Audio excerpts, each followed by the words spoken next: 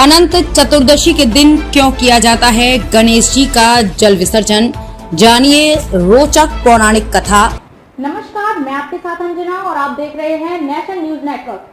आइए नजर डालते हैं आज की खास खबर पर। क्या आप जानते हैं कि आखिर हर साल अनंत चतुर्दशी के दिन ही या फिर बप्पा की मूर्ति की स्थापना करने के 10 दिन बाद उनकी मूर्ति का विसर्जन क्यों किया जाता है।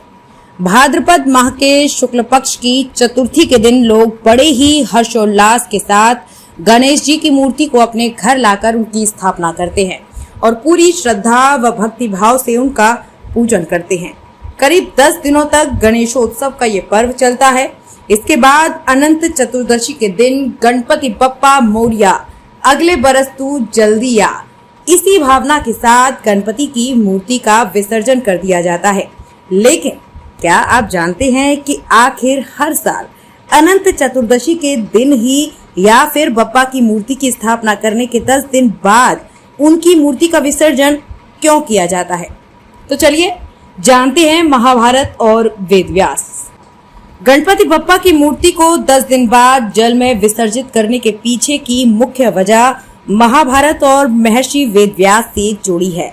दरअसल महाभारत के रचयिता महर्षि वेदव्यास ने भगवान गणेश से इसे लिपिबद्ध करने की प्रार्थना की थी।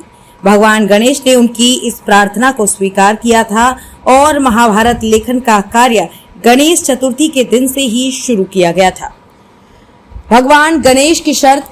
यद्यपि भगवान गणेश ने महर्षि वेदव्यास की प्रार्थना को तो मान लिया था, लेकिन उन्होंने महाभारत को लिपिबद्ध करने के लिए एक शर्त रखी थी कि जब लिखना प्रारंभ करूंगा तो कलम को रोकूंगा नहीं, यदि कलम रुक गई तो लिखना बंद कर दूंगा।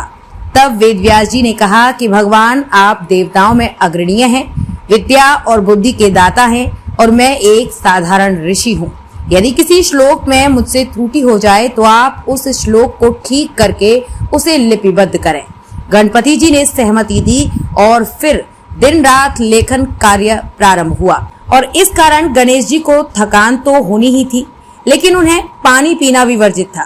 अतः गणपति जी के शरीर का तापमान बढ़े नहीं, इसलिए वेदव्यास जी ने उनके शरीर पर मिट्टी का लेप किया और भाद्रपद शुक्ल चतुर्थी को गणेश जी की पूजा की।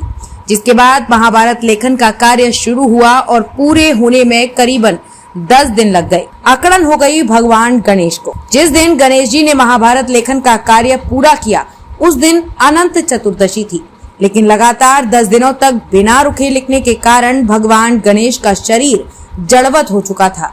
मिट्टी का लेप सूखने पर गणेश जी के शरीर में अकड़न आ गई। इसी कारण गणेश जी का एक नाम पार्थिव गणेश भी पड़ा।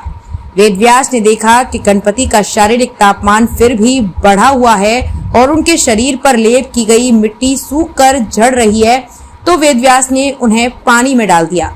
इन 10 दिनों में वेदव्यास ने गणेश जी को खाने के लिए विभिन्न पदार्थ दिए। यही कारण है कि गणपति स्थापना 10 दिन के लिए की जाती है और फिर 10 दिनों के बाद अनंत चतुर्दशी पर गणेश जी की प्रतिमा का विसर्जन करते हैं।